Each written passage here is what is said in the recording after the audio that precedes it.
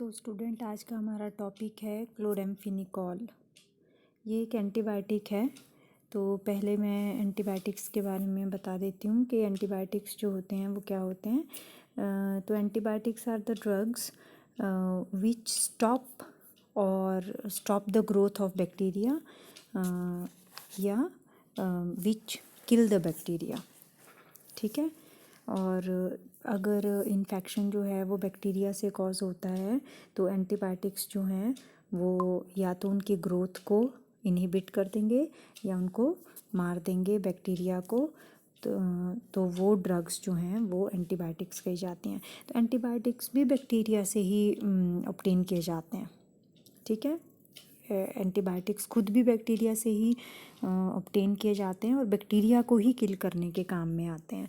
Antibiotics जो हैं वो माइक्रो ऑर्गेनिज़म मतलब बैक्टीरिया वगैरह से ऑब्टेन किए जाते हैं, can be obtained from micro organisms. And इसको अगर नेचुरल प्रोडक्ट्स में मॉडिफिकेशन की जाए तो सेमी सिंथेटिक वे में भी उनको प्रोड्यूस किया जा सकता है। ठीक है। पूरी तरह से सिंथेटिक वे तो हुआ ना कि आपने पूरा ही जो है उसको सिंथेसाइज किया अननेचुरली। अगर उसको नेचुरल प्रोडक्ट से पहले किसी चीज़ को एक्सट्रैक्ट किया जाए और उसमें कुछ मॉडिफिकेशंस की जाए तो उसको सेमी सिंथेटिक मेथड बोलते हैं।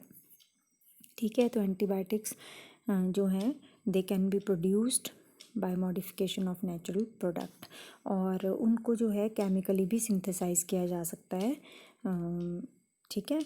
कि भी केमिकली उनको पूरी तरह से बनाया जा सकता है फ्रॉम जिसमें कि आपके नेचुरल प्रोडक्ट भी यूज़ हो सकते हैं या फिर आपके पूरी तरह से सिंथेटिक वे में भी उनको जो है वो सिंथेसाइज किया जा सकता है एंटीबायोटिक्स को।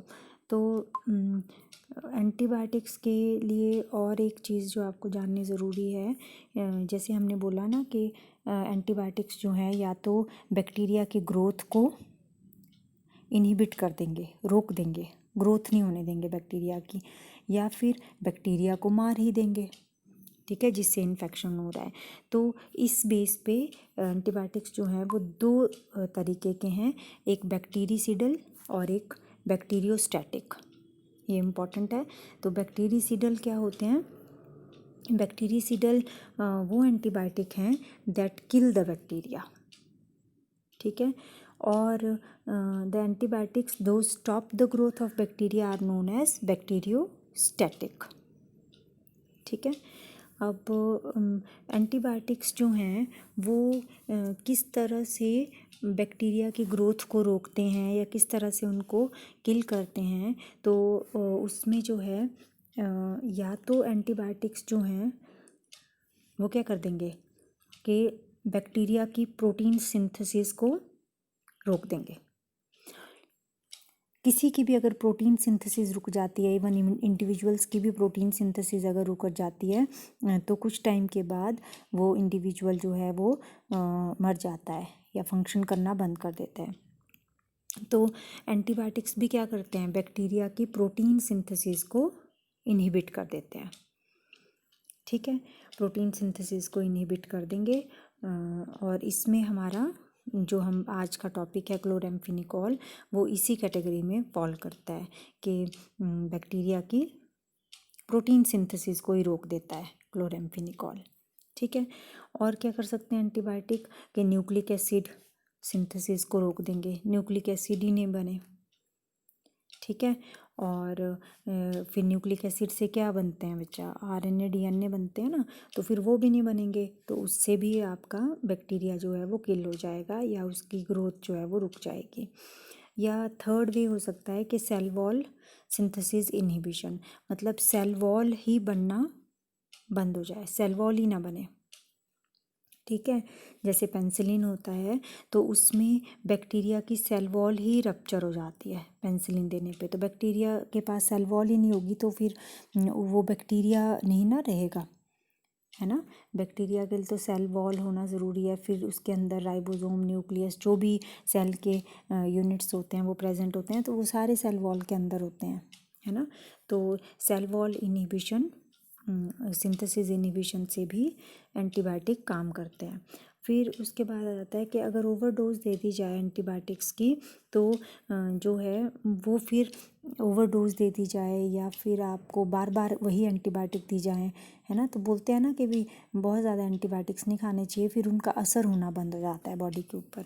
तो वही ये बता रही है लास्ट लाइन इसकी कि जो है वो ड्रग अपना काम करना बंद कर देती है फिर डिज़ीज़ को कंट्रोल करने का, अगर उसकी ओवरडोज दी जाए या फिर उसको बार बार दिया जाए। देन जो क्लोरेम्फेनिकोल है वो क्या है आपका, ये एक एरोमेटिक नाइट्रो कंपाउंड होता है।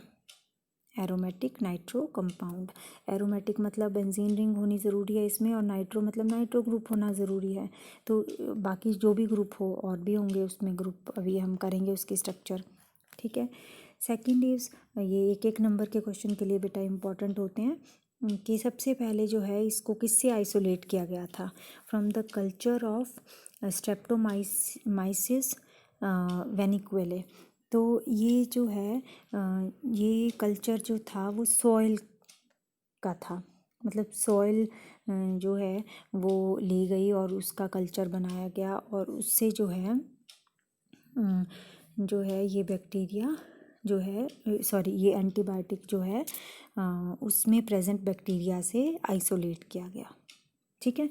और ये एक ब्रॉड स्पेक्ट्रम एंटीबायोटिक होता है। ब्रॉड स्पेक्ट्रम एंटीबायोटिक क्या होते हैं बच्चे, ब्रॉड मतलब जो ज़्यादा चीज़ों के ऊपर अफेक्ट करे, मतलब ज़्यादा बैक्टीरिया को किल करे, क्वांटिटी में नहीं, ज़्यादा टाइप ऑफ बैक्टीरिया को किल करे, ठीक है। तो वो ब्रॉड स्पेक्ट्रम एंटीबायोटिक होता है। उसमें जो है जो क्लोरेम्फेनिकोल है ये ओल्डेस्ट है, मतलब बड़ा पुराना है, बड़े टाइम पहले से इसको यूज़ किया जा रहा है टू किल द एंटीबायोटिक्स या to stop the growth of antibiotics. अब इसका क्लोरेम्फेनिकोल का एक्शन क्या होता है बच्चे, अभी हमने पीछे भी किया कि क्लोरेम्फेनिकोल जो है वो प्रोटीन सिंथेसिस को रोक देता है। तो बच्चे कैसे रोकेगा कि सबसे पहले तो ये डिफ्यूज़ हो जाएगा बैक्टीरियल सेल वॉल से बैक्टीरिया के अंदर। मान लो ये बैक्टीरिया है, इसकी सेल वॉल है, इससे ये बैक्टीरिया के अंदर चल जाएगा। इसमें न्यूक्लियस है, राइबोसोम्स हैं, है ना, माइटोकॉन्ड्रिया है, बहुत सारी चीज़ें हैं सेल की जो भी प्रेजेंट होती हैं सेल में, ठीक है। तो सबसे पहले जो है क्लोरेम्फेनिकोल सेल वॉल को रप्चर करके जो है वो अंदर डिफ्यूज़ हो जाएगा। फिर ये राइबोसोमल 50S बैक्टीरिया के 50S राइबोसोमल यूनिट के साथ कंबाइन कर जाएगा। ये राइबोसोम की टाइप है 50S, ठीक है। राइबोसोमल यूनिट के साथ, सब यूनिट के साथ वो जो है ये कंबाइन कर जाता है। और जब राइबोसोम में ही आपकी क्या होती है बच्चे, प्रोटीन सिंथेसिस होती है। तो राइबोसोमल सब यूनिट के साथ बाइंड कर जाता है, और उससे जो है एक एंजाइम होता है जो कि प्रोटीन सिंथेसिस में हेल्प करता है, पेप्टिडिल ट्रांसफरेज, ठीक है। उसके साथ उसकी एक्टिविटी को ये स्टॉप कर देता है, और अमीनो एसिड की ट्रांसफ़र नहीं हो पाती प्रोटीन सिंथेसिस के लिए। अमीनो एसिड का एक जगह से दूसरी जगह मतलब यहाँ तक पहुँचना ज़रूरी होता है ना, राइबोसोम तक। तो जो ये एंजाइम है इसकी हेल्प से पहुँचना है इसने, तो इसके साथ बाइंड कर जाता है ये जो एंटीबायोटिक है, और इसकी एक्टिविटी को रोक देता है, और उससे जो है वो प्रोटीन सिंथेसिस जो है वो ब्लॉक हो जाती है। देन ये था इसका एक्शन। देन इसके यूजेस क्या हैं, ये कब कब रिकमेंड किया जाता है, टाइफॉइड फीवर में ये रिकमेंड किया जाता है, टाइफॉइड हो किसी को तो, या हीमोफिलस इन्फ्लुएंसा जो है एक्यूट इन्फेक्शन अगर हो जाए, मतलब ये ब्लड से रिलेटेड, ब्लड स्ट्रीम का इन्फेक्शन होता है, ठीक है। उसमें इन्फेक्शन हो जाए तो क्लोरेम्फेनिकोल दी जाती है, या रिकेट्सियल इन्फेक्शन में। तो ये कौन से इन्फेक्शन होते हैं, इसमें जो है फीवर वगैरह या हेडेक वगैरह, मसल पेन इनमें हो तो उन इन्फेक्शन में भी ये दिया जाता है। या सैल्मोनेलल इन्फेक्शन में, तो ये सैल्मोनेलल इन्फेक्शन क्या होते हैं, इसमें बच्चे डायरिया वगैरह हो जाता है ना, वॉमिटिंग, डायरिया, पेट की प्रॉब्लम, ठीक है, उस केस में भी ये दिया जाता है क्लोराम्फेनिकोल। और वो इन्फेक्शंस जो कि, क्योंकि ये ब्रॉड स्पेक्ट्रम एंटीबायोटिक है, तो ग्राम पॉजिटिव और ग्राम नेगेटिव बैक्टीरिया से जो इन्फेक्शन कॉज होते हैं, ठीक है, उन केसेस में ये दिया जाता है क्लोराम्फेनिकोल। और जहाँ पे पेंसिलिन जी और एमपेंसिलिन देना जो है वो मना होता है कि किसी पेशेंट को आप पेंसिलिन जी नहीं दे सकते या एमपेंसिलिन नहीं दे सकते, तो वहाँ पे क्लोराम्फेनिकोल जो है वो दिया जा सकता है, ठीक है। देन इसके साइड इफ़ेक्ट्स भी होते हैं कि अगर इसकी हम एक्सेसिव डोज ले लें तो जो है न्यू बॉर्न में टॉक्सिसिटी क्रिएट कर देता है ये। और जो थोड़े बड़े बच्चे होते हैं उनमें ग्रे बेबी सिंड्रोम एक सिंड्रोम है, डिसऑर्डर है बच्चों में, वो ये कर देता है, या अडल्ट्स में भी ये सेम डिसऑर्डर करता है, ठीक है। और हाइपर सेंसिटिविटी रिएक्शंस हो जाते हैं इससे, मतलब जो इंसान जिसको भी आपने जिस भी इंडिविजुअल को दिया है तो वो ज़्यादा सेंसिटिव हो जाएगा, ठीक है। और गैस्ट्रो इंटेस्टाइनल कंप्लेंट्स हो जाती हैं, पेट की प्रॉब्लम्स होती हैं इसको अगर लेते हैं इंडिविजुअल्स। तो न्यूरोलॉजिकल कंप्लेंट्स हो सकती हैं, मतलब ब्रेन से रिलेटेड, है ना, नर्व से रिलेटेड जो है वो प्रॉब्लम्स रह सकती हैं। हीमोलिटिक अनीमिया भी हो सकता है, मतलब ब्लड की कमी हो जाएगी, ठीक है। आयरन की कमी होने से ब्लड की कमी हो जाती है अगर इसकी ओवरडोज ले ली जाए तो। और ये जो है वो प्रेग्नेंट वुमेन को भी नहीं दिया जाता है, क्योंकि ये प्लेसेंटल बैरियर्स को भी क्रॉस कर जाता है ये ड्रग, ठीक है। प्लेसेंटल बैरियर जो है, प्लेसेंटा जो है वो बेबी को फीड करने का काम करता है ना, जो प्रेग्नेंट वुमेन होती हैं उनमें, तो फीटस को फीड करती है प्लेसेंटल जो प्लेसेंटा होता है, तो उस प्लेसेंटल वॉल को ये क्रॉस कर जाएगा और जो है फीटस के लिए ये खतरा हो सकता है, उसमें टॉक्सिसिटी कर सकता है, तो उनके लिए भी साइड इफ़ेक्ट होता है इसका बहुत, तो ये नहीं दिया जाता प्रेग्नेंट वुमेन को भी। देन जो इसकी केमिकल स्ट्रक्चर है वो देखिए, अब इसमें केमिकल स्ट्रक्चर में एक तो इसका जो ट्रेड नेम है वो क्लोरोमाइसिटिन है, मतलब बाज़ार में क्लोरोमाइसिटिन के नाम से ये मिलेगा आपको। और ये एक कार्बामेट है, तो कार्बामेट वैसे तो आपके क्या होते हैं, NH2COOR, है ना, मतलब डेरिवेटिव ऑफ कार्बेमिक एसिड। कार्बेमिक एसिड क्या हुआ, NH2COOH, now H is replaced bye R, तो ये हुए कार्बामेट, ठीक है। अब यहाँ पे NH2 का H is also replaced, CO है फिर, और this OR is replaced by this group, ठीक है। तो ये कार्बामेट तो है, पर इसका पूरा नाम अब क्या हुआ, डाइक्लोरोमिथाइल, ये देखिए डाइक्लोरोमिथाइल, कार्बामेट तो ये है, ठीक है, डाइक्लोरोमिथाइल 1R 2R। अब ये 1R और 2R क्या है, R और S कॉन्फ़िगरेशंस होती हैं बच्चे हमारे पास जब जब हमारे पास जैसे 2 कायरल सेंटर हों। कायरल सेंटर क्या होते हैं कि जिसमें चारों के वो कार्बन जिसके साथ चारों के चारों ग्रुप जो है वो डिफरेंट लगे होते हैं, तो यहाँ इसमें भी 2 कायरल का सेंटर होते हैं, एक ये वाला कायरल सेंटर है और एक ये वाला कायरल सेंटर है। इस कार्बन के साथ आपका एक H लगा हुआ है, एक ये पूरा ग्रुप लगा हुआ है, एक CH2OH लगा हुआ है और एक ये वाला ग्रुप लगा हुआ है। और इस कार्बन के साथ कौन कौन से, एक H लगा हुआ है, एक ये पूरा ग्रुप, एक OH और एक ये ग्रुप लगा हुआ है। तो इसमें कितने कायरल सेंटर्स हैं, इसमें 2 कायरल सेंटर्स हैं, 1 और 2, ठीक है। तो ये चीज़ तो हुई कार्बामेट, ठीक है।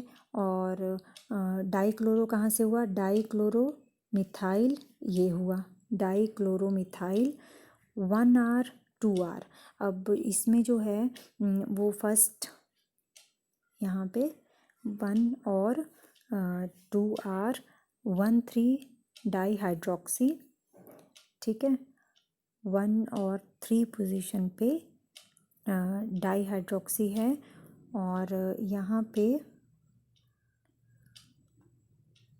This is 1 2 and 3। ठीक है, ये है 3 कार्बन एटम और 1 पोजीशन पे और 3 पोजीशन पे हाइड्रोक्सी ग्रुप है। 1 और 2 कैसे हैं, आर कॉन्फ़िगरेशंस हैं इनकी, क्योंकि कायरल सेंटर है ना, तो आर कॉन्फ़िगरेशंस हैं और उन कायरल सेंटर्स की, क्योंकि 1R 2R वाला ही एक्टिव होता है ना, वही एंटीबायोटिक की तरह काम करता है। बाकी जो RS SS और SR होंगे वो नहीं करते हैं। ठीक है, डिफरेंट कॉन्फ़िगरेशंस हो सकती हैं ना, अगर 2 कायरल सेंटर हैं तो 4 फॉर्म्स बनती हैं उसकी, तो 4 में से सिर्फ एक ही एक्टिव होती है। कौन सी, 1R 2R। ठीक है, तो इसमें जो है देखिए, अब इसका नाम डाइक्लोरोमिथाइल 1R 2R 1,3 डाईहाइड्रोक्सी, और 1 पे और क्या लगा हुआ है, 1 पोजीशन पे देखिए ये लगा हुआ है 1,4 नाइट्रोफिनाइल। अब ये क्या है, 3 कार्बन वाला प्रोपेन 2 पे आइल, मतलब सेकंड पोजीशन के साथ ये जुड़ा हुआ है यहाँ पे 2 आइल, जैसे हम बोल देते हैं ना फिनाइल, वो वाला आइल है ये, फिनाइल या प्रोपाइल, है ना। प्रोपाइल हम कब बोलते हैं, जब 1 hydrogen is replaced bye something, तो यहाँ पे सेकंड कार्बन के hydrogen is replaced by this group. ठीक है, 2 आइल कार्बामेट। तो आई होप इसका नेम आपको क्लियर हो गया होगा। इसको आपको लर्न करना है कि इसका नेम क्या है, dichloromethyl 1R 2R, dichloromethyl 1R 2R 1,3 dihydroxy 1,4 nitrophenyl propanyl carbamate. ठीक है, नाउ सेकंड नेक्स्ट इज़ इसकी स्ट्रक्चर। तो स्ट्रक्चर में सिंथेसिस में, स्ट्रक्चर के बाद हम सिंथेसिस करेंगे। सिंथेसिस हम किससे करेंगे, सिंथेसिस यहाँ पे हो रही है फ्रॉम द 4 नाइट्रोएसिटोफिनोन। ठीक है, 4 नाइट्रोएसिटोफिनोन से इसकी सिंथेसिस है। फर्स्ट ऑफ ऑल ब्रोमिनेशन करेंगे, तो यहाँ पे CH2Br, मतलब ब्रोमिनेशन इस मिथाइल ग्रुप पे हो रही है in the presence of Br2 and CH3COOH, acetic acid के प्रेजेंस में। ये फर्स्ट स्टेप है, यहाँ पे आपका ब्रोमिनेशन हो गई। ब्रोमिनेशन के बाद bromine is replaced bye amino group NH2 group, और इसका सॉल्ट बनेगा HCl। तो 2 स्टेप्स हैं, स्टेप 2 में 2 सब स्टेप्स हैं। एक हेक्सा मिथाइलिन टेट्रामीन की प्रेजेंस में bromine is replaced by amine group, और सेकंड इज़ HCl और C2H5OH की प्रेजेंस में इसका सॉल्ट बन जाएगा। तो हमारे पास ये बन जाता है C, which is alpha amino para nitro acetophenone hydrochloride, this is acetophenone. ठीक है, तो इसके बाद नेक्स्ट स्टेप जो है, थर्ड स्टेप, वो है एसिटाइलेशन का। यहाँ पे प्रोटेक्शन करनी पड़ती है। प्रोटेक्शन में आपका जो ये NH2 ग्रुप है, इसको प्रोटेक्ट करना पड़ता है बाय एसिटाइल ग्रुप।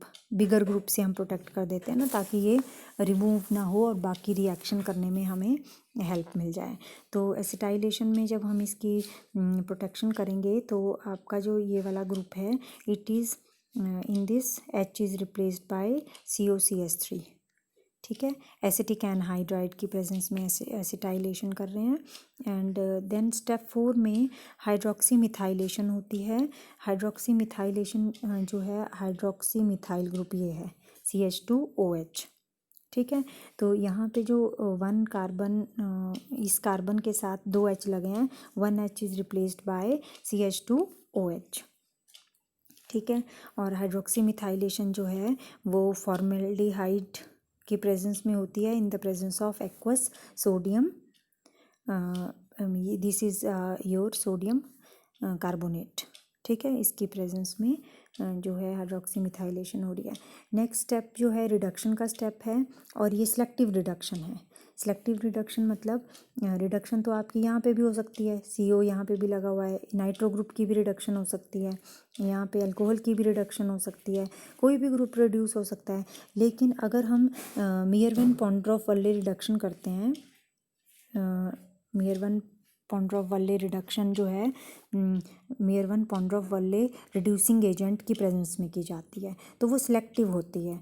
मतलब वो सिर्फ आपका CO ग्रुप को ही रिड्यूस करेगी जो इसके साथ लगा हुआ है बेंजीन रिंग के साथ, और CO ग्रुप को CHOH ग्रुप में कन्वर्ट कर देगी। और इसके लिए रिड्यूसिंग एजेंट कौन सा होता है बच्चे? ये वाला, ये है IC3H7O3Al। इसका नाम होता है एल्यूमिनियम आइसोप्रोपोक्साइड। ठीक है, ये सिलेक्टिव रिएजेंट है रिडक्शन के लिए।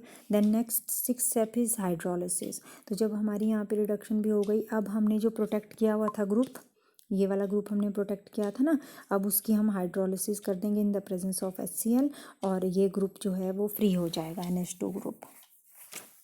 ठीक है, ये ग्रुप फ्री हो गया। अब जो आपका क्लोरेम्फेनिकॉल है उसमें इसी ग्रुप पे बाकी चीज़ तो आपकी पूरी आ गई, जो क्लोरेम्फेनिकॉल की स्ट्रक्चर होती है। अब यहाँ पे NHCOCHCl2 ग्रुप लगाना है ना। तो वो जो है वो आपका H is replaced bye COCHCl2 group. तो वो किसकी प्रेजेंस में होता है? वो आपका होता है in the presence of this. ये जो आपका लास्ट स्टेप है, स्टेप 7, इसमें जो है वो आपके पास इससे पहले स्टेप 7 से में ये ऐड करने से पहले यहाँ पे हम एक डी कैम्फोरिक एसिड ऐड करते हैं ताकि स्टीरियो आइसोमर्स जो हैं वो सेपरेट हो जाएं, D और L form, D and L form जो हैं वो इसमें सेपरेट हो जाती है। और अगर आपने D कैम्फोरिक एसिड डाला हुआ है तो आपके पास D आइसोमर आएगा। क्लोरेम्फेनिकॉल का कौन सा आइसोमर आएगा? D ही आइसोमर आपके पास इसमें आएगा। ठीक है, और इसको जो है in the presence of chloro acetyl chloride, chloro acetyl chloride की प्रेजेंस में हम लोग इसको करते हैं, and then the formation of हमारा क्लोरेम्फेनिकॉल बन जाता है, वो भी D फॉर्म बनती है इसमें। तो ये 7 स्टेप आपको याद रखने हैं। फर्स्ट इज़ ब्रोमिनेशन, देन हेक्सामिथाइलेशन, मतलब एक तरह से हेक्सामिथिलिन टेट्रामीन आपने यहाँ पे सब्सटीट्यूशन की है ब्रोमीन की, एंड देन एसिटाइलेशन प्रोटेक्शन के लिए, hydroxy methylation to incorporate hydroxy methyl group, reduction वो भी selective reduction, then hydrolysis for removing the protective group, and last step में एक तो रिजोल्यूशन करते हैं आप स्टीरियो आइसोमर्स की, मतलब D फॉर्म ही, यहाँ तक तो आपकी D और L कोई भी फॉर्म आ सकती है, ठीक है, लेकिन जब आपने D आइसोमर यहाँ डाल दिया तो सिर्फ आपके पास जो प्रोडक्ट आएगा वो D ही प्रोडक्ट आएगा। ठीक है, और उसके बाद Cl2 CH COO CH3 की प्रेजेंस में ये लास्ट स्टेप होता है और क्लोरेम्फेनिकॉल बन जाता है। तो ये सिंथेसिस थी क्लोरेम्फेनिकॉल की, इसके 7 स्टेप आपने लर्न कर लेने हैं। देन लास्ट जो स्लाइड है डिस्कस के जो 3O आइसोमर होता है इसका D मतलब आइसोमर जो होता है that is D3O isomer is active isomer होता है, बाकी एरिथ्रो आइसोमर जो है वो इनएक्टिव होता है। इसमें एक्टिव आपका सिर्फ ये वाला आइसोमर है, मतलब ये वाला आइसोमर। तो देखिए इसमें 2 कायरल हैं, ये तो हमने इसको पीछे किया ना, ये है आपका कार्बामेट का ग्रुप, और यहाँ पे ये देखिए डाइक्लोरोमिथिलिन है, ठीक है, डाइक्लोरोमिथाइल ग्रुप है, डाइक्लोरोमिथाइल, और यहाँ पे 1 2 और 3, तो 1 और 2 कार्बन कैसी है? कायरल कार्बन्स हैं। तो इसमें अगर H और OH की पोजीशन देखिए, अगर H इस तरफ को है और OH इस तरफ को है, H जो है वो राइट हैंड साइड को है, OH जो है वो लेफ्ट हैंड साइड को है, ठीक है, तो ये हुआ 3O फॉर्म। अगर इसमें यहाँ पे इस कायरल कार्बन पे उल्टा हो जाए, मतलब H आपका लेफ्ट हैंड साइड पे आ जाए और OH राइट हैंड साइड पे, तो ये इसकी एरिथ्रो फॉर्म होती है ना। तो हमने थ्रियो और एरिथ्रो में क्या किया था बच्चे, थ्रियो और एरिथ्रो में हम लोग मतलब मेन तो यहीं पे इसी कार्बन पे पोजीशन का चेंज हो रहा है, और दूसरे जो बल्कियर ग्रुप्स हैं अगर वो सेम साइड पे आ रहे हैं तो वो एरिथ्रो फॉर्म है, ठीक है। और HH आपके सेम साइड पे आ रहे हैं। अगर ये ट्रांस साइड पे आ रहे हैं तो ये थ्रियो फॉर्म है। और ये threo form is active form होती है, बायोलॉजिकली एक्टिव होती है, ये काम करती है एंटीबायोटिक का, अदर फॉर्म्स नहीं करती हैं। तो ये आपने अच्छे से कर देना है। ये 1 मार्क्स के क्वेश्चन के लिए भी ये आ सकती है चीज़ें। And that's it for today. Thank you so much.